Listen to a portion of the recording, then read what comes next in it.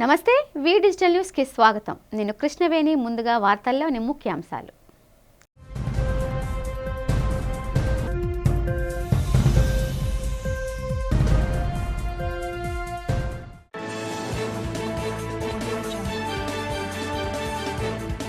GVMC deputy మేయర్గా ఎన్నికైన దల్లి గోవిందరాజు. మహావిశాఖ అభివృద్ధి తమ లక్ష్యమని తెలిపిన కూటమి నాయకులు.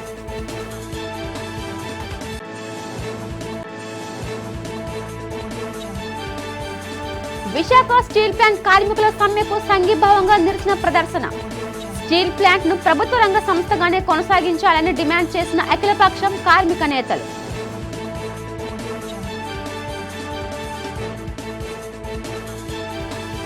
మహానాడుని సక్సెస్ చేయాలని పార్టీ శ్రేణులకు పిలుపునిచ్చిన టీడీపీ నేతలు. మహానాడు నిర్వహణతో రాష్ట్రానికి మేలు జరుగుతుందని తెలుగు తమ్ముడు స్పష్టీకరణ.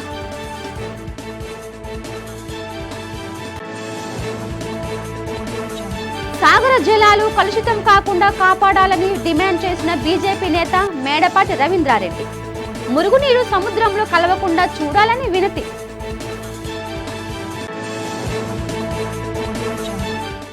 ఇక వార్తల వివరాలు చూస్తే, రాష్ట్ర ముఖ్యమంత్రి నారా చంద్రబాబు నాయుడు అధ్యక్షతన వెలగపూడి సచివాలయంలో కేబినెట్ సమావేశం జరిగింది. ఈ సమావేశంలో కీలక నిర్ణయాలు తీసుకోవడం జరిగింది. కేబినెట్ సమావేశంలో తీసుకున్న నిర్ణయాలను రాష్ట్ర మంత్రులు కె పార్థసారథి, నాదెండ్ల మనోహర్ మీడియా సమావేశంలో తెలిపారు. రాష్ట్రంలోని భూములను అనేక సంస్థలకు కేటాయిస్తూ కేబినెట్ సమావేశంలో నిర్ణయం తీసుకోవడం జరిగిందన్నారు. యువతకు ఉపాధి అవకాశాలు, రాష్ట్ర అభివృద్ధి కోసమే ప్రభుత్వం పలు సంస్థలకు భూములు కేటాయించిందన్నారు. ఏపీఐఐసికి 615 ఎకరాలు, సత్యసాయి జిల్లా తాడిమర్రిలో ఆదాని పవర్కు 5 మెగావాట్ల పంపు స్టోరేజ్ హైడ్రో పవర్ ప్రాజెక్టుకు ఇలా అనేక సంస్థలకు స్థలాలను కేటాయించడం జరిగిందని చెప్పారు. రాష్ట్రాన్ని ఆర్థికంగా బలోపేతం చేయడమే లక్ష్యంగా సంస్థలకు స్థలాలు కేటాయించామని అన్నారు.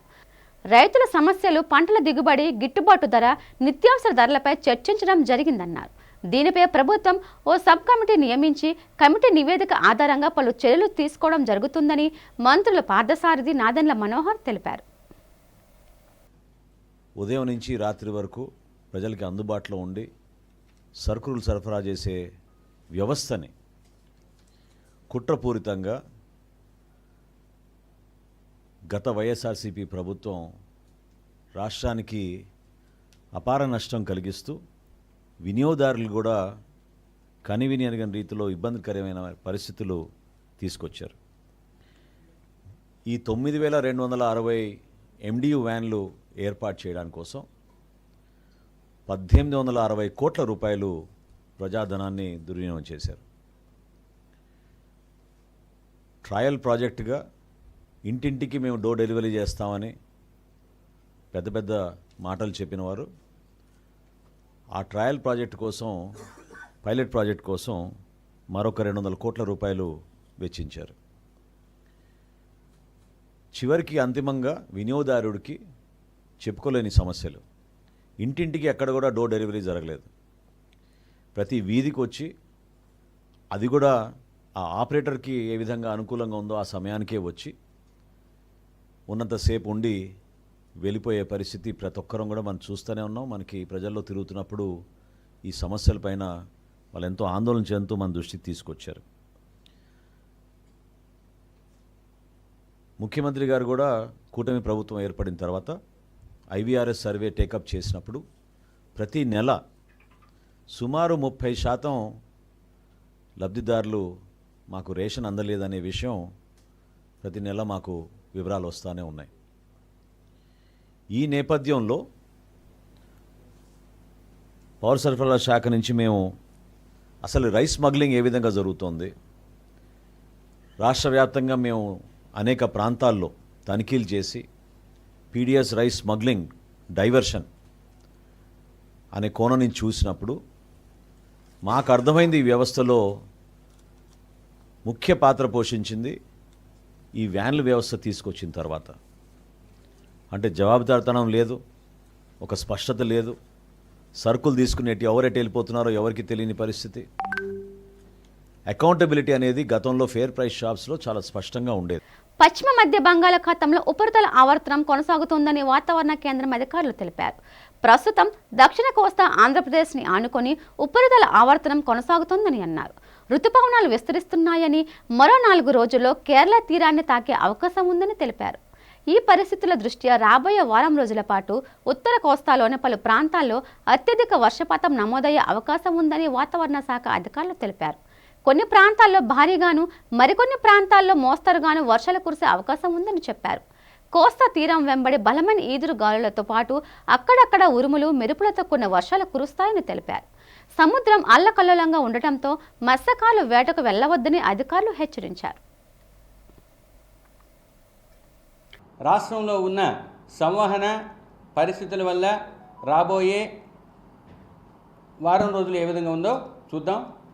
ఈ సంవహన పరిస్థితులతో పాటు దక్షిణ కోస్తాంధ్ర తీరం లేదా పశ్చిమ మధ్య బంగాళాఖాతం పరిసర ప్రాంతాల్లో ఉన్న ఉపరితల ఆవర్తనం కూడా ఈ రాబోయే వారం రోజుల యొక్క వాతావరణం మీద ప్రభావాన్ని చూపించబోతుంది. రాబోయే వారం రోజుల్లో ముఖ్యంగా ఉత్తర కోస్తా జిల్లాల్లో మొదటి 2 రోజులు అత్యధిక ప్రాంతాలలో తేలికపాటి నుంచి మోస్తరు వర్షపాతం నమోదయ్యే అవకాశం ఉంది. ఉత్తర కోస్తా జిల్లాల్లో 3వ రోజు పలు ప్రాంతాల్లో తేలికపాటి నుంచి మోస్తరు వర్షపాతం నమోదయ్యే అవకాశం ఉంది.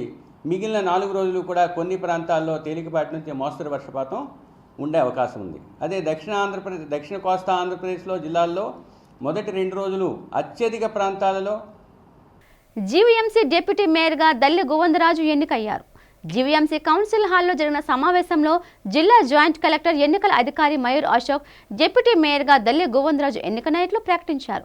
డిప్యూటీ మేయర్గా ఎన్నికకు 59 మంది సభ్యులు హాజరు కావడంతో తగిన కోరం ఉండటంతో ఎన్నిక ప్రక్రియ సజావుగా సాగింది. డిప్యూటీ మేయర్గా ఎన్నికైన దల్లి గోవిందరాజును కూటమి నేతలు అభినందనలతో ముంచెత్తారు. ఈ సందర్భంగా డిప్యూటీ మేయర్ మీడియాతో మాట్లాడుతూ తనకు సముచిత ప్రాధాన్యత ఇవ్వడం పట్ల హర్షం వ్యక్తం చేశారు. నిష్పక్షపాతంగా, అత్యంత పారదర్శకంగా విశాఖ అభివృద్ధికి కృషి చేస్తానన్నారు. ప్రజలకు అంకిత భావంతో పనిచేస్తానని చెప్పారు. ఎమ్మెల్యే వంశకృష్ణ శ్రీనివాస్ మాట్లాడుతూ ఇక విశాఖ ప్రజలకు సుపరిపాలన అందుతుందన్నారు. జీవీఎంసీలో అవినీతికి పాల్పడిన వారిపై చర్యలు తప్పవని హెచ్చరించారు.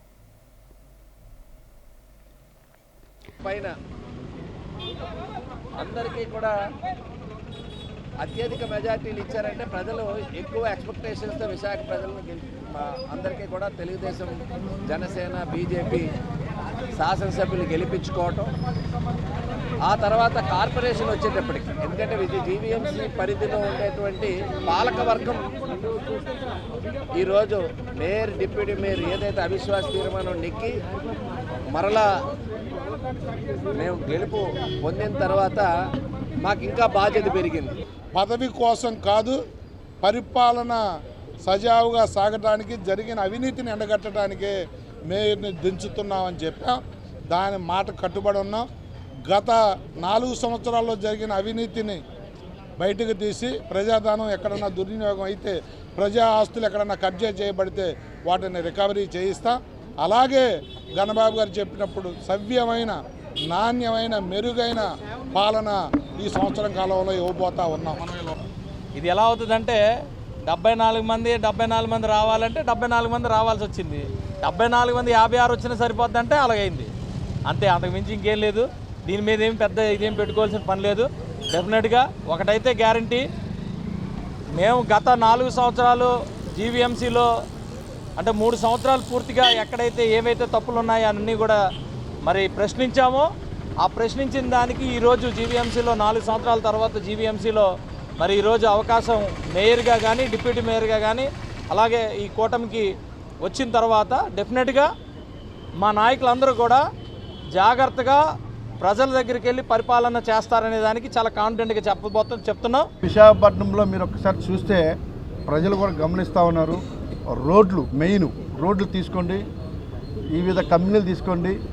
ఇవాళ మెట్రో, రేపు నారాయణ గారితో మీటింగ్ ఉంది, ఎయిర్పోర్ట్ అయిపోయింది, రోడ్స్ ఎలాగవుతున్నాయో చూడండి. ఎన్ని గూగుల్, ఎన్ని కంపెనీలు చెప్పలేవు, చాలా కంపెనీలు, ఎన్ని కంపెనీలు వస్తున్నాయో మీరు చూడండి. ఒక పక్క సంక్షేమం, మరో పక్క అభివృద్ధి, సమపాలు ఇవాళ సీఎం గారి ఆధ్వర్యంలో అద్భుతంగా వెళ్తూ ఉన్నారు.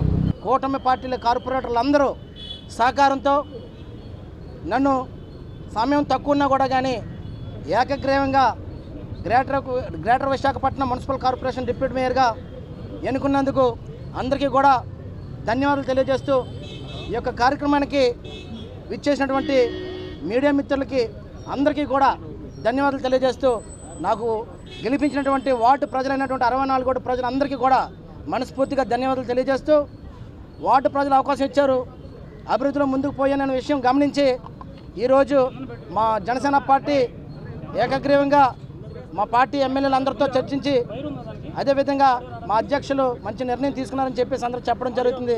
నేను కూడా నిజాయితీగా ఉన్నాను కాబట్టి నాకు కార్పొరేటర్గా మంచి పేరు వచ్చిన తర్వాత డిప్యూటీ మేయర్గా అవకాశం ఇచ్చారు. విశాఖ దక్షిణ నియోజకవర్గం టీడీపీ మినీ మహానాడు అంకోస ఆడిటోరియంలో జరిగింది. నియోజకవర్గం టీడీపీ ఇన్ఛార్జ్ ఎన్టీఆర్ వైద్య సేవ ట్రస్ట్ చైర్మన్ సీతంరాజు సుధాకర్ ఆధ్వర్యంలో మహానాడు జరిగింది. ఈ మహానాడులో దక్షిణ నియోజకవర్గం టీడీపీ సీనియర్ నేతలు, కార్పొరేటర్లు, పార్టీ అనుబంధ సంఘాల నాయకులు, క్రియాశీలక కార్యకర్తలు పాల్గొన్నారు. ఈ సందర్భంగా సీతంరాజు సుధాకర్, టీడీపీ జిల్లా అధ్యక్షుడు గండి బాబ్జీ, టీడీపీ సీనియర్ నేతలు విల్లూరు చక్రవర్తి, బొచ్చ రామిరెడ్డి, విల్లూరు భాస్కరరావు మీడియాతో మాట్లాడుతూ మహానాడు అంటే తెలుగు తమ్ముళ్లకు ఒక పండగని అన్నారు. మహానాడులో పార్టీ అధిష్టానం రాష్ట్రం ప్రజల కోసం అనేక తీర్మానాలు చేయడం జరుగుతుందన్నారు. దక్షిణ నియోజకవర్గంలో ఉన్న సమస్యలు అభివృద్ధికి చేపట్టాల్సిన కార్యక్రమాలపై మహానాడుకు నివేదిక అందిస్తామన్నారు. మహానాడు రాష్ట్రానికి ఎంతగానో ఉపయోగపడుతుందన్నారు. స్వర్గీయ ఎన్టీ రామారావు ఆధ్వర్యంలో మహానాడు కార్యక్రమం తప్పకుండా జరిగేదని గుర్తు చేశారు.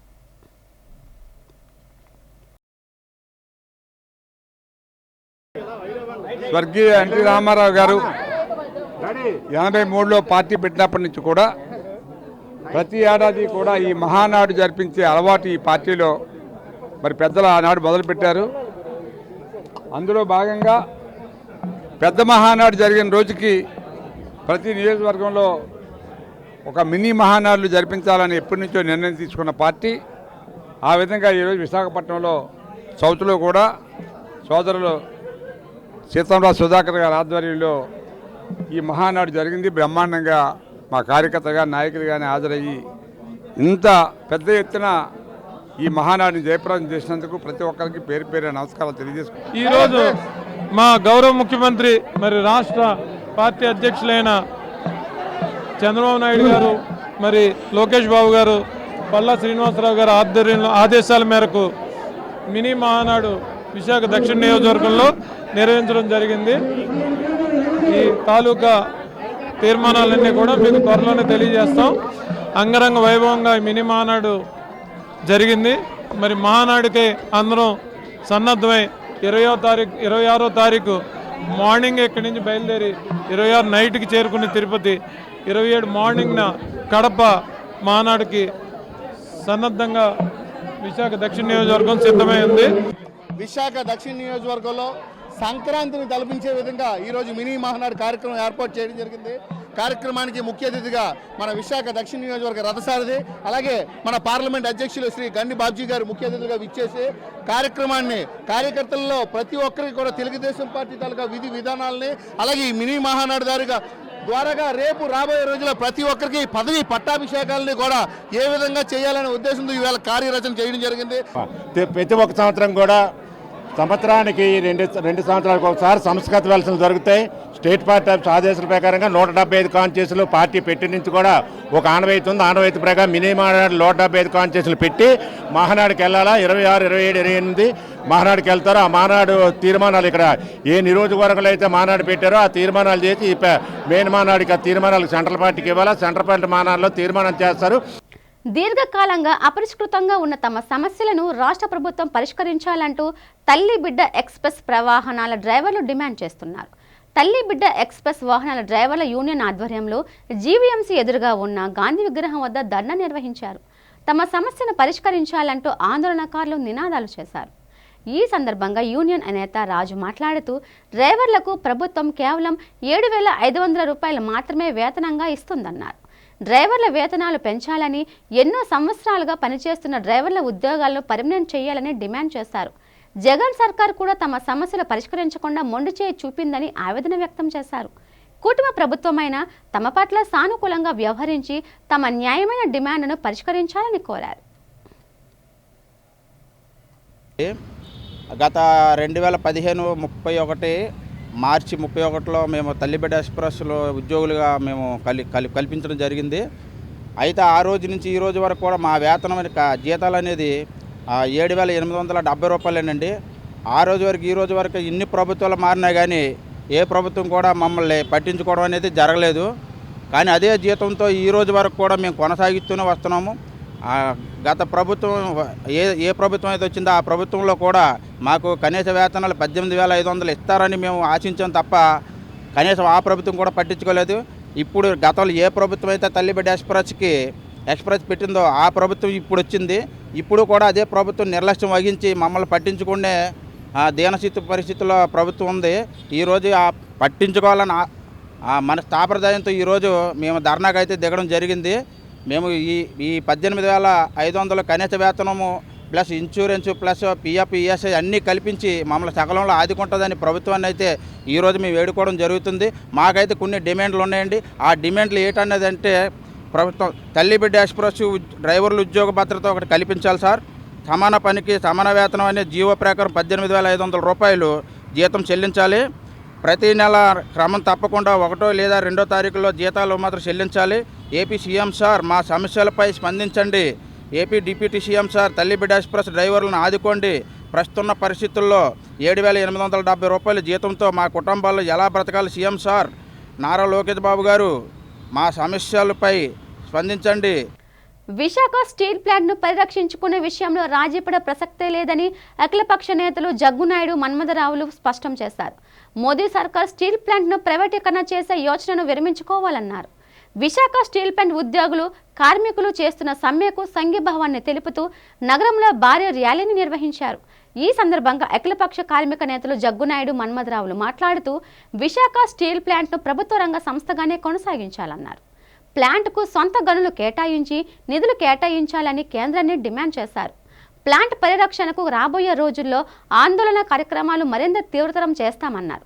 రాష్ట్ర ప్రభుత్వం కూడా విశాఖ స్టీల్ ప్లాంట్ పరిరక్షణకు కేంద్రంపై ఒత్తిడి తీసుకురావాలన్నారు. ఈ ర్యాలీలో ఐఎన్టీయూసీ, సిఐటియు, ఏఐటియూసీ, వైఎస్ఆర్ ట్రేడ్ యూనియన్, ఇప్టు, ప్రజా సంఘాల నాయకులు, కార్మికులు పాల్గొన్నారు.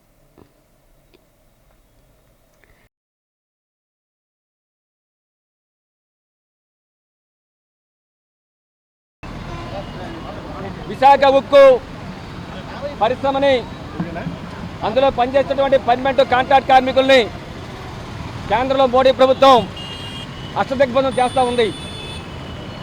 కాంట్రాక్ట్ కార్మికుల్ని వేల సంఖ్యలో తొలగిస్తూ ఉంది.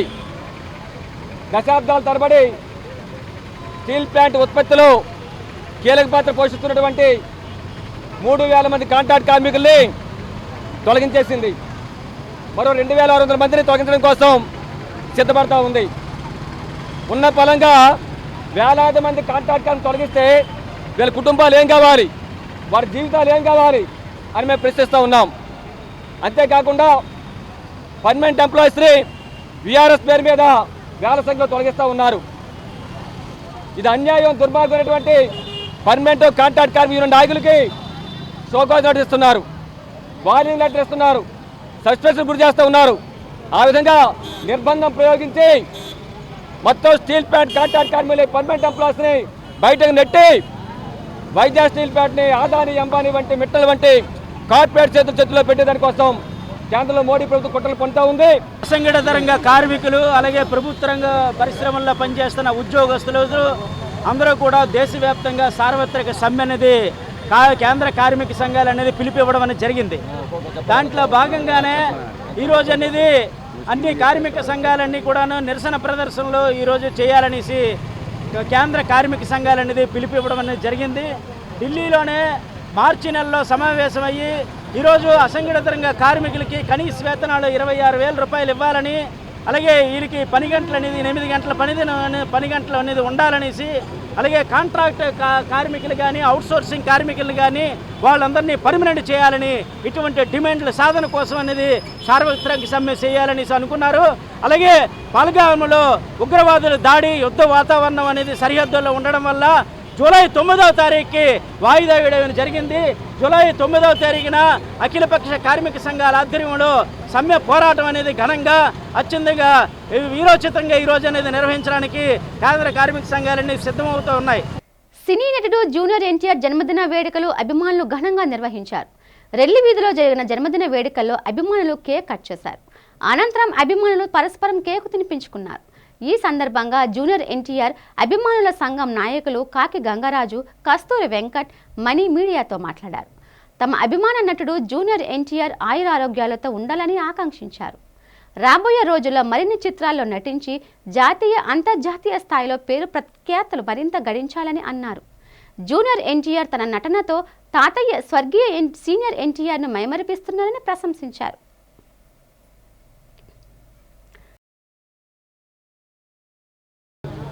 పేరు కాకి Gangadhara Rao, junior NTR, young tiger. ఇప్పుడు కూడా అభిమానం మీద 42వ పుట్టినరోజు చేసుకుంటున్నాం.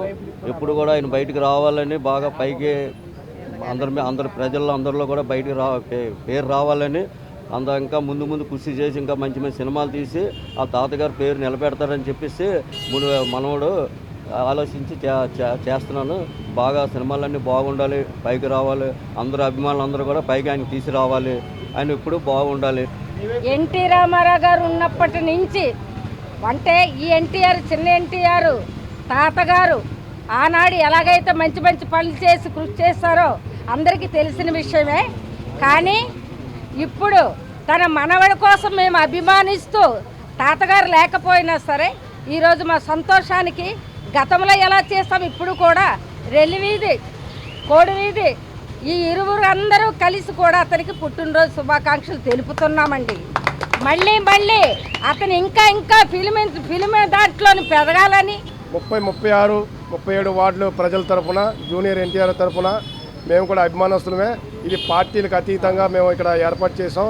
దానికి గౌరవ అతిథులు మన కాకి గంగాధర్ గారు ఆయన వచ్చారు, అలాగే బాబీ గారు అని ఆయన వచ్చారు, మన తెలుగు మహిళ మణిమ్మ గారు సారాజ్యం నాయకుడు ఆమె కూడా ఇక్కడ ఇచ్చినందుకు చాలా గర్వంగా ఫీల్ అవుతున్నాం మేము.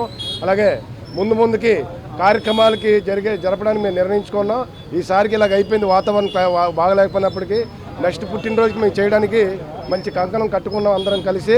అలాగే మరిన్ని సినిమాలు నటించి తాతగారు అన్న పేరు తీసుకురావడానికి మా అంబేద్కర్ యువసేన గౌరవ అధ్యక్షుల తరఫున మేము ప్రజలందరికీ ఈ సినిమా పుట్టినరోజు సందర్భంగా శుభాకాంక్షలు తెలియజేస్తున్నాం. పంచభూతాలలో ఒకటైన జలాలను పరిరక్షించుకోకపోతే భావితరాల మనుగడ ప్రశ్నార్థకంగా మారే ప్రమాదం ఉందని బీజేపీ జిల్లా మాజీ అధ్యక్షులు మేడపడి రవీంద్రారెడ్డి హెచ్చరించారు.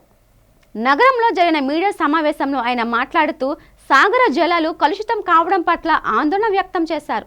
మురుగునీరు, వివిధ పరిశ్రమల నుంచి వెలువడే వ్యర్థాల కారణంగా సముద్ర జలాలు కలుషితమవుతున్నాయని చెప్పారు.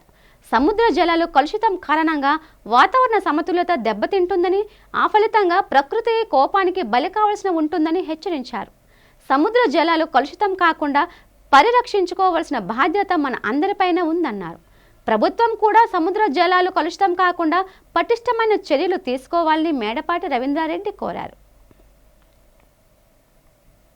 చేకూరుస్తున్నాం. మనకి సగానికి పైగా ప్రాణవాయువు సముద్రం నుంచే వస్తుందన్న విషయాన్ని మనం విస్మరించకూడదు. అలాంటి సముద్రాన్ని మనం నిర్లక్ష్యం చేస్తున్నాం. ఒక విధంగా చెప్పాలంటే పంచభూతాల్లో జలం అనేది సముద్రం. ఈ పంచభూతాలు లేకపోతే సృష్టి లేదు, మనము లేము. అలాంటి పంచభూతాలు ఒకటైన జలాన్ని మనం అత్యంత నిర్లక్ష్యంతో చూడడం ద్వారా వాతావరణ సమతుల్యత దెబ్బతిని అనేక మనం తుఫాను లాంటి వాటిని చూడగలుగుతున్నాం. విశాఖపట్నం సంబంధించి అనేక డ్రైన్స్ నేరుగా సముద్రంలో కలుస్తున్నాయని చెప్పి అనేక సందర్భాల్లో అధికారుల దృష్టికి తీసుకువెళ్ళడం అరణ్యరోధనగా మిగిలిపోతూ ఉంది. యూజీడీ అంటే అండర్ గ్రౌండ్ డ్రైనేజ్ సిస్టమ్ మనకి విశాఖపట్నంలో ఉన్నప్పటికీ అది ఒక అత్యంత విఫలమైన ఒక ప్రక్రియగా నేను భావిస్తూ ఉంటాను. ఎక్కడైతే ఫెయిల్ అయిందో అక్కడ డ్రైన్ సిస్టమ్ని నేరుగా గడ్డల్లోకి కనెక్ట్ చేయడం ద్వారా సముద్రంలోకి ఫిల్టర్ కానీ సురక్షితం కానీ నీరు వ్యర్థాలు కూడా చేరుకుంటున్నాయి. తద్వారా అపారమైన నష్టం సాగర జలాలకి చేకూరుతుందని చెప్పి ఆడబిడ్డ నిధి హామీకి కూటమి ప్రభుత్వం మంగళం పాడుతోందని రాష్ట్ర శాసన మండలి ప్రతిపక్ష నేత బొత్స సత్యనారాయణ మండిపడ్డారు. నగరంలోని తన పార్టీ కార్యాలయంలో మీడియాతో మాట్లాడుతూ ఆడబిడ్డ నిధిని B4లో పెట్టామని చెప్పడాన్ని ఖండించారు. ఎన్నికల్లో ఇచ్చిన హామీ మేరకు కూటమి ప్రభుత్వం ఆడబిడ్డ నిధి కార్యక్రమాన్ని అమలు చేయాలని డిమాండ్ చేశారు. మహిళలను వంచడానికి ప్రయత్నిస్తే తాము సహించేది లేదని హెచ్చరించారు. సూపర్ 6 అంటూ అధికారం చేపట్టిన కూటమి నేతలు వాటిని అమలు చేయడంలో జాప్యం చేయడం పట్ల మండిపడ్డారు. జీవీఎంసీ డిప్యూటీ మేయర్ ఎన్నికల్లో కూటమి నేతల్లో నెలకొన్న విభేదాలు బయటపడ్డాయన్నారు. విశాఖ స్టీల్ ప్లాంట్ ప్రైవేటీకరణకు తమ పూర్తి వ్యతిరేకమని బొత్స సత్యనారాయణ స్పష్టం చేశారు. స్టీల్ ప్లాంట్ను కాపాడేందుకు తమ పార్టీ దేనికైనా సిద్ధమని అన్నారు. నాకు డిప్యూటీ మేయర్ వస్తే లేదు, నాకు మేయర్ వస్తే లేదు, నాకు ఇంకో పదవి వస్తే దాంతో అధికారం చెలాయిద్దాం, లేదు దాంతో దోచుకుందాం. దేనికోసమైనా ఎదుగుతాం? సరే, నిజంగా ఆ పార్టీకి తెచ్చుతుంటే, ఆ కూటమి పార్టీలకి కానీ తెచ్చుతుంటే ఎవరికి ఇచ్చుకోండి, మాకు అనవసరం సబ్జెక్టు, మాకు సంబంధమైన అంశం. కానీ పార్టీలో ఇదేంటి, ఎవరు నవ్విపోతారు. సుమారు 63 మంది కార్పొరేటర్లు ఉంటే దగ్గర 20 మంది కార్పొరేటర్లు వచ్చి డమ్మా కొట్టేశారు. అంటే పార్టీకి పట్టలేదు, ఎంతసేపు సింగిల్ పాయింట్ ఎజెండా అనేది అర్థమవుతుంది. కాబట్టి చాలా దురదృష్టకరం. ఇవాళ విశాఖపట్నం కార్పొరేషన్ సంబంధించిన ఎన్నికల్లో జరిగిన పరిణామం. సింహాచలం శ్రీ వరాహ లక్ష్మీ నరసింహస్వామి వారి నిత్య కళ్యాణం అత్యంత వైభవంగా జరిగింది. అర్జిత సేవల్లో భాగంగా అర్చక స్వాములు స్వామివారి తిలకాన్ని కళ్యాణాన్ని తిలకించి భక్తులు భక్తి సాగరంలో మునిగిపోయారు. అర్జిత సేవల్లో భాగంగా అర్చక స్వాములు ఉత్సవమూర్తిని గోవిందరాజస్వామిని ఉభయ దేవతలతో మండపంలో అధిష్ఠింపచేశారు. నిత్య కళ్యాణంలో పాల్గొన్న భక్తులు గోత్రనామాలతో సంకల్పం చెప్పి పంచరాత్ర గమశాస్త్రం విధానంలో విశ్వకేన్ సారాధన పుణ్యవచనాలతో కార్యక్రమానికి శ్రీకారం చుట్టారు. కంకణ ధారణ, నూతన యజ్ఞపవిత సమర్పణ, జీలకర్ర బెల్లం మాంగళ్య ధారణ, తలంబ్రాల ప్రక్రియను కమనీయంగా జరిపించారు. మంత్రపుష్పం మంగళ శాసనాల తర్వాత భక్తులకు వేదశ్రీ వచనాలు, శేష వస్త్రాలు, స్వామివారి ప్రసాదాలు అందజేశారు. అనంతరం భక్తులకు స్వామివారి అంతరాల దర్శనం కల్పించారు.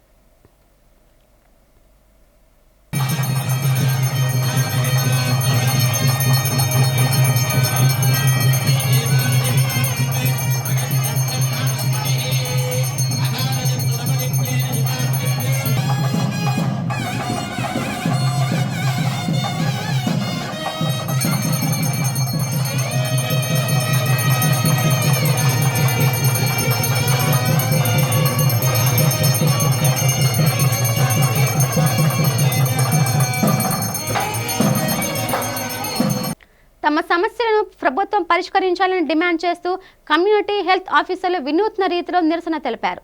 జీవీఎంసీ ఎదురుగా ఉన్న గాంధీ విగ్రహం వద్ద యూనియన్ ఆధ్వర్యంలో ఆయుష్మాన్ ఆరోగ్య మందిర్లో పనిచేస్తున్న కమ్యూనిటీ హెల్త్ ఆఫీసర్లు తమ ఆందోళన కొనసాగిస్తున్నారు. ఆందోళనకారులు మంగళవారం నిర్వహించిన నిరసన ప్రదర్శనలో గొడుగులు చేతబూని వినూత్న రీతిలో తమ నిరసన వ్యక్తం చేశారు. ఈ సందర్భంగా యూనియన్ నేతలు మాట్లాడుతూ కూటమి ప్రభుత్వం తమ సమస్యలు పరిష్కరించే వరకు ఆందోళన విరమించే ప్రసక్తి లేదని తేల్చి చెప్పారు. జాతీయ ఆరోగ్య కమిషన్ ఉద్యోగులతో సమానంగా 23% వేతన సవరణ అమలు చేయాలని డిమాండ్ చేశారు. ఎన్నికల్లో ఇచ్చిన హామీ మేరకు కూటమి ప్రభుత్వం తమ సర్వీసులను క్రమబద్ధీకరించాలన్నారు.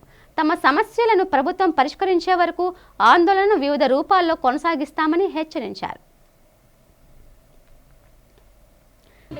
నమస్తే అండి, నా పేరు సుధా. నేను ఆర్తాల్ వలస PHCలో వర్క్ చేస్తున్నాను. లక్ష్మీపురం ఆయుష్మాన్ ఆరోగ్య మందిర్లో వర్క్ చేస్తున్నాను యాజ్ ఎ కమ్యూనిటీ హెల్త్ ఆఫీసర్గా. మేము ఏదైతే 22 రోజులుగా సమ్మె అనేది నిర్వహిస్తున్నామో ఇది ఆల్రెడీ మేము ప్రతిరోజు ఇస్తున్నాము. మీడియా మిత్రుల ద్వారా ఈ పార్టీ గవర్నమెంట్కి చేరింది. దానికి మీ అందరికీ ధన్యవాదాలు తెలియజేస్తున్నాను. సార్, మేము ఏమైతే ప్రధాన డిమాండ్లు 4 మీ ముందు ఉంచున్నామో 6 సంవత్సరాలు పూర్తయిన వాళ్ళకి రెగ్యులరైజేషన్ అని, NHM లాస్ట్ ఇయర్ ఏదైతే హైక్ ఇచ్చినారో 23% అది మాకు కూడా వర్తింపజేయాలని, EPFను పునరుద్ధరించాలని, హైక్ అనేది యాక్చువల్గా NHM వాళ్ళకి ఎవ్రీ ఇయర్ 5% అనేది ఇంక్రిమెంట్ ఇవ్వాలండి. దాన్ని 5% ఇంక్రిమెంట్ ఇవ్వాలి, కానీ 6 years కంప్లీట్ అయింది, కానీ ఒక ఇయర్ కూడా మాకు ఇంక్రిమెంట్ అనేది జరగలేదు. ఆయుష్మాన్ ఆరోగ్య మందిర్లో సిహెచ్ఓగా పనిచేస్తున్నానండి. మమ్మల్ని 2018లో అయితే రిక్రూట్ చేశారు, ట్రైనింగ్ ఇచ్చి అంతా ఫస్ట్ బ్యాచ్ నుంచి తీశారండి. 6 months ట్రైనింగ్ తర్వాత మళ్ళీ మేము జాయిన్ అవ్వడం జరిగింది. అయితే 6 years నుంచి మేము కష్టపడి అయితే వర్క్ చేస్తున్నాం, కానీ మా కష్టానికి తగ్గ గుర్తింపు కానీ అది ఎక్కడా కూడా మాకు దొరకట్లేదు సార్. దానికోసం ఇన్ని 6 సంవత్సరాలుగా మేమైతే ఏదైతే బాధపడ్డామో, ఏవైతే ఇబ్బందులు పడుతూ చేసుకుంటూ వచ్చామో, దానికోసం మాకు ఎటువంటి ప్రోత్సాహాలు అయితే ఏమీ లేకపోగా వీళ్ళు ఏం చేయర్లే అన్నంటే ఒకలాంటి నిట్టూర్పు అన్ని విభాగాల నుంచి వస్తుంది సార్. బోరవానిపాలెం సర్వే నెంబర్ 101లో గల ప్రభుత్వ భూమిని అక్రమదారుడు నుండి కాపాడాలని ఏఐటీయూసీ నేత తెడ్డు వెంకటేశ్వరరావు డిమాండ్ చేశారు. సర్వే నెంబర్ 101లో గల ప్రభుత్వ భూమిని నాయకులు, రెవెన్యూ అధికారుల సహకారంతో బి సూరిబాబు స్థానికులు కలిసి ఆక్రమించే నిర్మాణాలు కొనసాగిస్తున్నారని తెలిపారు. ప్రభుత్వ భూమి కబ్జాకు గురవుతున్న విషయాన్ని జిల్లా కలెక్టర్కు లిఖితపూర్వకంగా ఫిర్యాదు చేశానన్నారు. కలెక్టరేట్ వద్ద మీడియాతో తెడ్డు వెంకటేశ్వరరావు మాట్లాడుతూ కబ్జాదారుల నుండి ప్రభుత్వ భూమిని తిరిగి స్వాధీనం చేసుకోవాలన్నారు. ప్రభుత్వ భూమిని ఆక్రమించిన వారిపై క్రిమినల్ చర్యలు తీసుకోవాలని డిమాండ్ చేశారు. ప్రభుత్వ స్థలాన్ని ఆక్రమించారంటూ రమాదేవి అనే స్థానిక మహిళ ఫిర్యాదు చేయడంతో ఆమెపై దాడికి పాల్పడ్డారని తెలిపారు. ఈ ఘటనపై పీఎం పాలెం పోలీసులకు ఫిర్యాదు చేసినా ఇంతవరకు ఎటువంటి చర్యలు తీసుకోలేదని ఆవేదన వ్యక్తం చేశారు. ఇప్పటికైనా జిల్లా ఉన్నతాధికారులు చొరవ చూపి ఎంతో విలువైన ప్రభుత్వ భూమిని కబ్జాదారుల కబంధ హస్తాల్లోకి వెళ్లకుండా చర్యలు తీసుకోవాలన్నారు.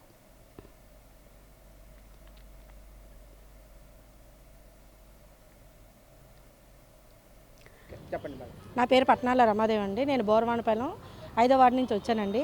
ఇది కొంతమంది ఇటమ కబ్జాదారులు స్కూల్ బిల్డింగ్లు, గవర్నమెంట్ ల్యాండ్స్ అండ్ గెడ్లు కూడా ఆక్రమించుకొని ఊరు నాయుడు, గ్రామ పెద్ద అయ్యుండు కూడా ఊర్లో ఉన్న పెద్ద మనుషులందరికీ ఈ విషయం అయితే అందరికీ తెలుసండి.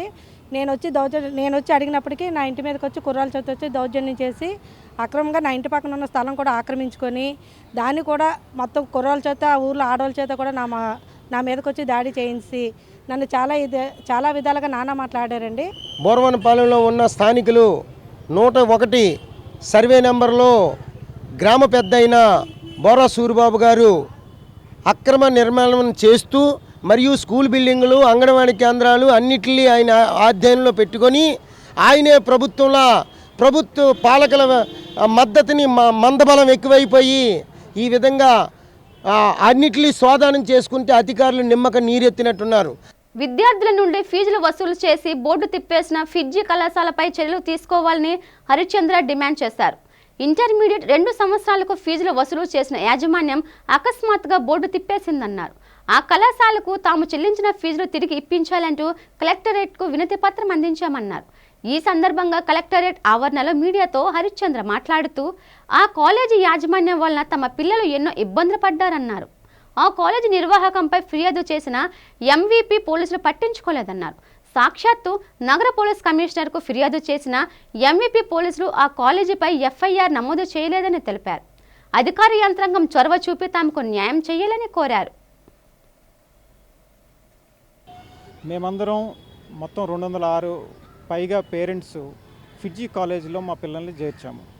ఫిడ్జీ కాలేజీ వారు ఇంటర్మీడియట్ 2 సంవత్సరాలకి ఇంచుమించు ఫీజు కలెక్ట్ చేసి 1 సంవత్సరం తర్వాత దుకాణం మూసేశారు. దుకాణం మూసేసి మా డబ్బులు వెనక్కి తీసుకోవడానికి వేయలేదు. మేము దారిని పడ్డాం. మా పిల్లల్ని గాబరాగా పరిగెత్తుకుంటా వేరే కాలేజీల్లో, కొందరు ఒక కాలేజీలో, ఇంకో కాలేజీలో మా పిల్లల్ని చేర్చాం. 2 సార్లు మేము ఫీజు కట్టవలసి వచ్చింది. దీనికై మేము ఎంఈపీ పోలీస్ స్టేషన్లో కంప్లైంట్ ఇచ్చాం 18వ తారీఖు ఏప్రిల్న. ఆ తర్వాత 5వ తారీఖు మేన కమిషనర్ ఆఫ్ పోలీస్ గారిని కలిసాం స్పందన ప్రోగ్రాంలో. సిపి గారు అప్పుడు అన్నారు ఎఫ్ఐఆర్ రాయిస్తానన్నారు, కానీ ఇప్పటి వరకు ఎఫ్ఐఆర్ రాయించలేదు. పోలీస్ డిపార్ట్మెంట్ వాళ్ళు 4 రోజులైనా మమ్మల్ని ఇంకా ఊరికే తిప్పుతున్నారు వాళ్ళ చుట్టూతా. మమ్మల్నే ఎఫ్ఐఆర్ కాపీ వెతుక్కుని రమ్మంటున్నారు. ఆల్రెడీ ఈ కేసు 32 సెంటర్లో ఎఫ్ఐఆర్ రిజిస్టర్ అయ్యి ఎన్ఫోర్స్మెంట్ డైరెక్టరేట్ దగ్గర ఉంది. లుకౌట్ నోటీసెస్ కూడా ఉన్నాయి. అయినా సరే ఈ విషయం తెలిసి కూడా పోలీస్ డిపార్ట్మెంట్ వాళ్ళు ఎఫ్ఐఆర్ ఫైల్ చేయడం లేదు. ఇప్పుడు ఇదే విషయం మేము కలెక్టర్ గారికి చెప్పాము. మేము కలెక్టర్ గారు పోలీస్ డిపార్ట్మెంట్కి చెప్పారు దీన్ని ఇన్వెస్టిగేట్ చేసి వెంటనే ఎఫ్ఐఆర్ ఇవ్వాలి అని. ఈసారైనా కలెక్టర్ గారు చెప్తే అయినా ఎఫ్ఐఆర్ మాకు అందుతుందని మేము ఆశిస్తున్నాం. అయితే ఎఫ్ఐఆర్ అందంగానే మేము తీసుకెళ్ళి ఎన్ఫోర్స్మెంట్ డైరెక్టరేట్కి అప్పచెప్తాం. మొత్తం భారతదేశంలో జరిగిన స్టూడెంట్లకి అన్యాయానికి మాకు కొంత న్యాయం జరుగుతుందని చెప్పి మేము ఆశిస్తున్నాం. వార్తలు ముగించే ముందు ముఖ్యాంశాలు మరోసారి.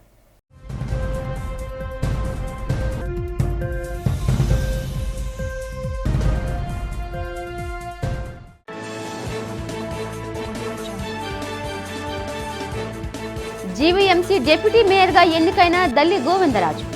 మహావిశాఖ అభివృద్ధి తమ లక్ష్యమని తెలిపిన కూటమి నాయకులు.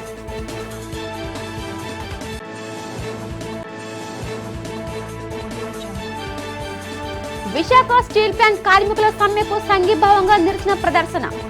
స్టీల్ ప్లాంట్ ను ప్రభుత్వ రంగ సంస్థగానే కొనసాగించాలని డిమాండ్ చేసిన అఖిలపక్షం కార్మిక నేతలు.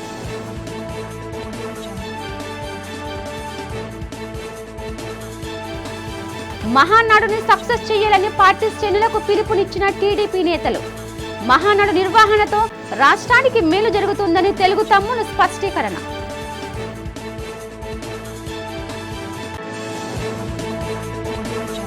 సాగర జలాలు కలుషితం కాకుండా కాపాడాలని డిమాండ్ చేసిన బీజేపీ నేత మేడపాటి రవీంద్రారెడ్డి. మురుగునీరు సముద్రంలో కలవకుండా చూడాలని వినతి.